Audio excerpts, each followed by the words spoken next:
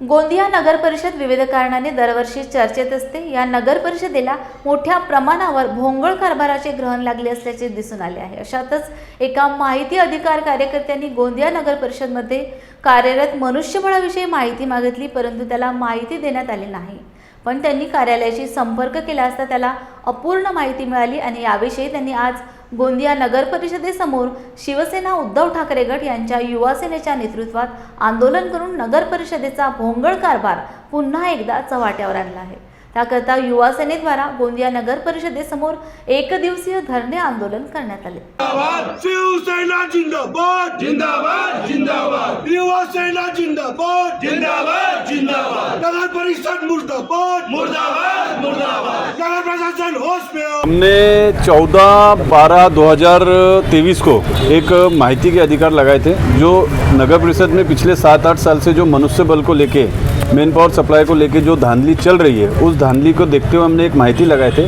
वो माहिती मेरे घर पे ना तो मुझे कॉल आया ना मुझे पोस्ट किया गया। बाद में 1 महीना होने के बाद जब ब की कार्रवाई करने के लिए हमने उसको आगे बढ़ाया, तब हमें आवक जावक के माध्यम से वो माहिती दी गई। वो भी आधी अधूरी माध्यम से दी गई, आधी अधूरी जानकारी थी उसमें। और उस जानकारी में जब हमने पारदी मैडम से कांटेक्ट किया तो पारदी मैडम तो पहले कॉल नहीं उठाते हैं। एक गवर्नमेंट अधिकारी होने के साथ साथ नगर परिषद की जिम्मेदारी है उनके ऊपर।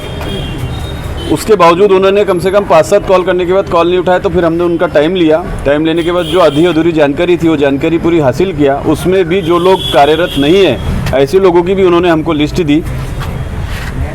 उसको देखते हुए हमने ये युवा सेना के साथ में सेना ने एक आंदोलन करने का नियोजन किया और आज हमने ये आंदोलन किया। इस आंदोलन का मुख्य कारण ही और उद्देश्य हमारा ये है कि जो चल रही नगर परिषद में धांधली है उसमें सुधार हो, और किसी भी एकाधिकार जो स्थापित किया गया है नगर परिषद के अंदर की किसी भी एक एजेंसी को ही हम ये काम देंगे, और उसमें सभी लोगों की मिली जुली भगत चल रही है। पिछले जो 42 पार्षद और हमारे जो नगर अध्यक्ष साहब थे, उनको भी इस चीज़ की जानकारी होने के बावजूद भी उन्होंने इसका कभी विरोध नहीं किया। उसी के लिए हमने आज ये आंदोलन किया है, और जल्दी अगर इस आंदोलन का हमें सही रिजल्ट नहीं मिला तो हम अपने स्टाईल में फिर इसका विरोध करेंगे, हम ऐसा आश्वासन करते हैं। भाऊ 2 दिवस अगोदर मुख्य अधिकारी साहेबांसाठी आम्ही एक ज्ञापन आणलं होतं, पण मुख्य अधिकारी साहेब होते नाही। त्यामुळे जे कार्यकारी आता प्रभार ज्यांनी साहेबांना राणे साहेब यांना आम्ही ज्ञापन दिलं होतं की जे मनुष्यबळ पुरवठा करणारे जो ठेकेदार आहे त्यांनी मागच्या 3 वर्षापासून इतकी धांधली केलेली आहे की गव्हर्नमेंटचा रूल आहे की 20 कर्मचाऱ्यांच्या वरती जर तुमच्याकडे कर्मचारी काम करत असतील तर त्या कर्मचाऱ्यांचा PF नंबर जनरेट करणे आणि आवश्यक आहे।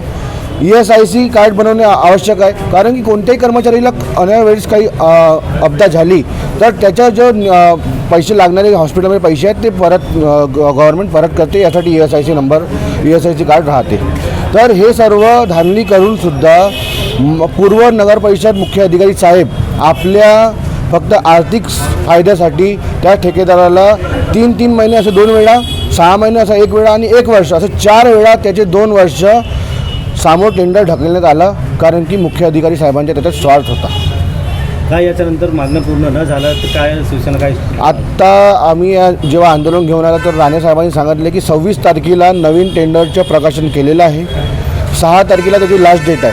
7 तारखेला नवीन टेंडर ओपन होणार आहे आणि नवीन जो ठेकेदार राहील त्याला मनुष्यबळ पुरवठा करण्याचा ते टेंडर देणार आहे।